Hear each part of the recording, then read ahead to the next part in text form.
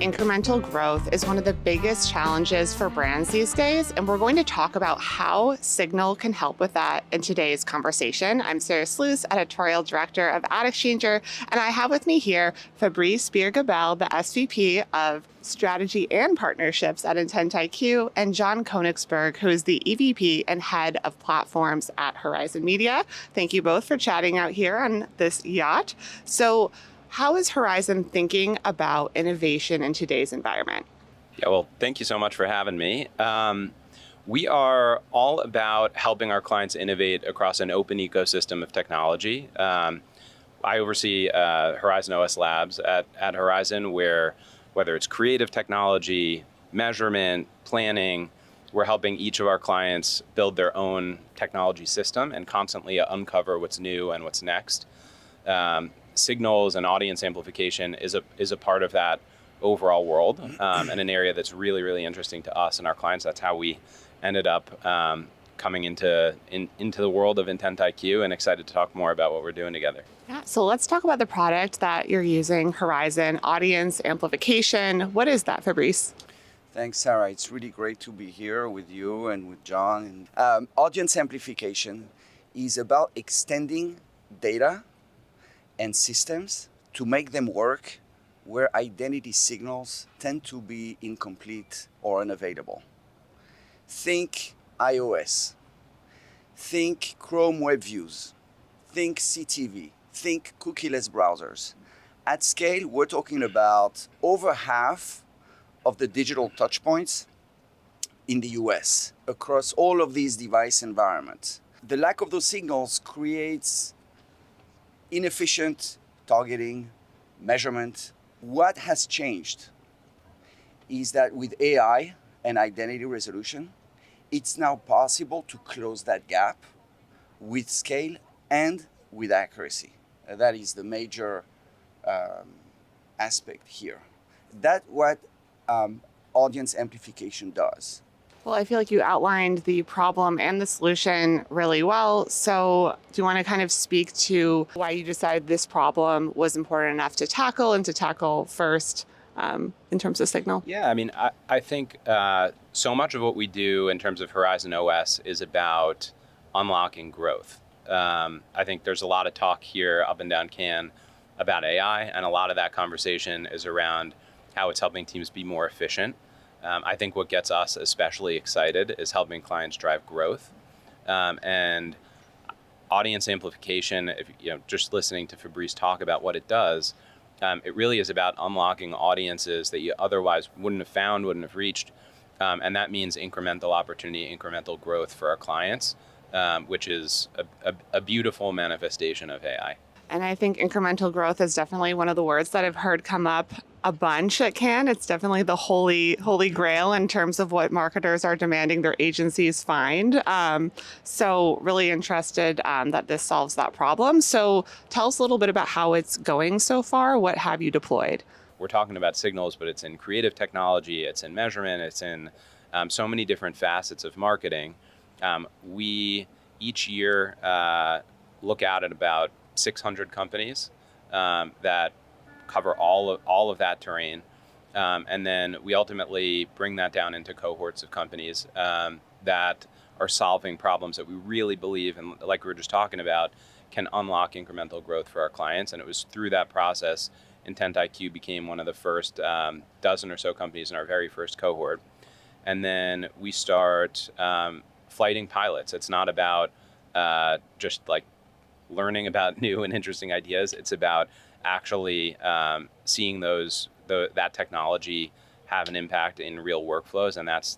I'll pass to you to talk about sort of what we've specifically been doing. But yeah, so we worked with a retail nationwide client of Horizon Next, and the idea was, let's take the existing infrastructure and apply amplification and measure the impact.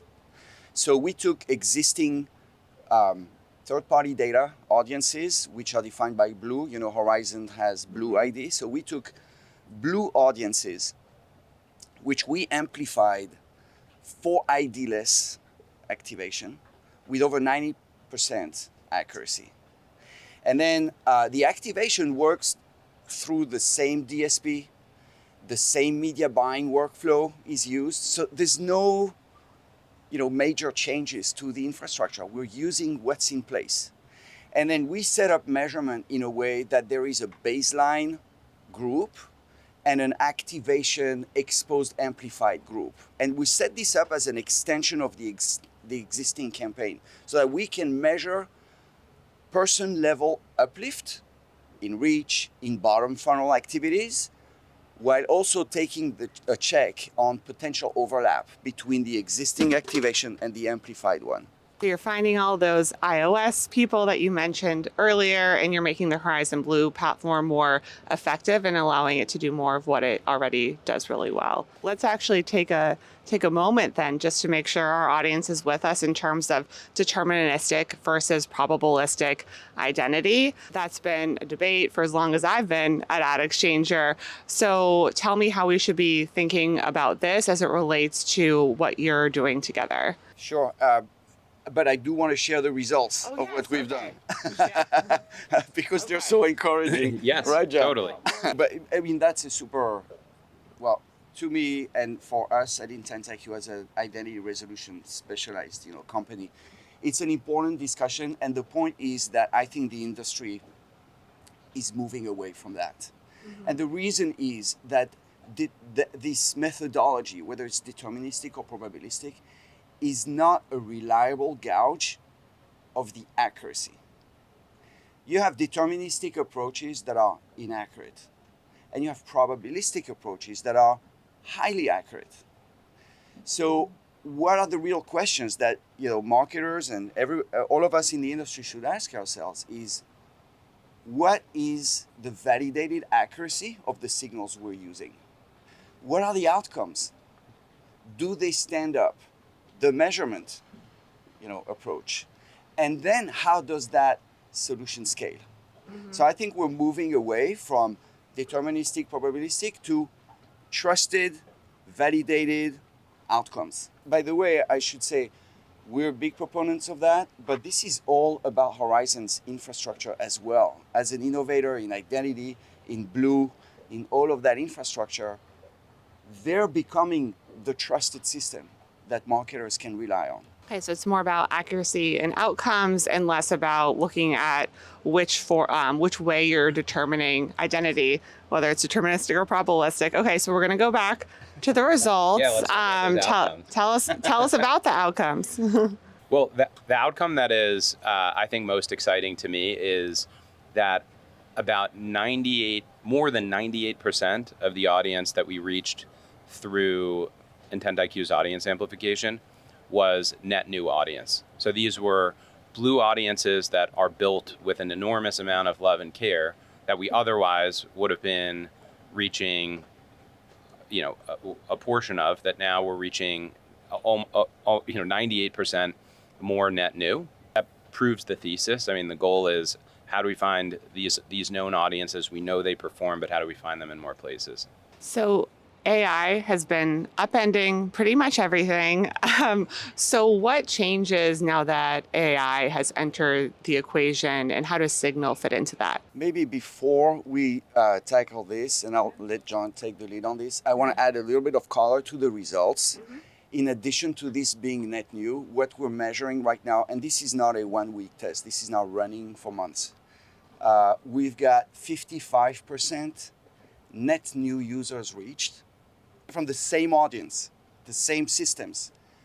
We're adding 55% net new users reached, and then we follow them down funnel, and that translates into 45% new users purchasing on the site of that retailer.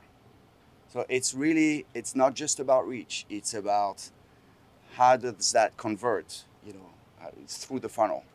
Finding people marketers wouldn't find otherwise, and then being able to carry through that identification all the way through to the purchase sounds like getting back to what marketers want most. So now AI. Let's talk about that. The main thing for me is, well, first of all, I think identity infrastructure gets even more important in this era where brands are embracing AI into the way that they work. I think in a more traditional rules-based system, bad identity infrastructure maybe leads to wasted impressions, wasted targeting. I think in this new AI era, identity infrastructure, if it's not right, really corrupts a system, a connected system, and that's a much bigger issue that compounds. And these AI systems need good context, and identity is, whether that's for planning, whether that's for measurement, and identity is one of the most essential components of that good context we need to feed the systems. AI amplifies errors at the same speed as it amplifies good results. So more than ever, while AI is helping close the gap of those identity signal constrained environments, it is more than ever important to focus on what is that accuracy. How accurate is that amplification? Because errors will scale.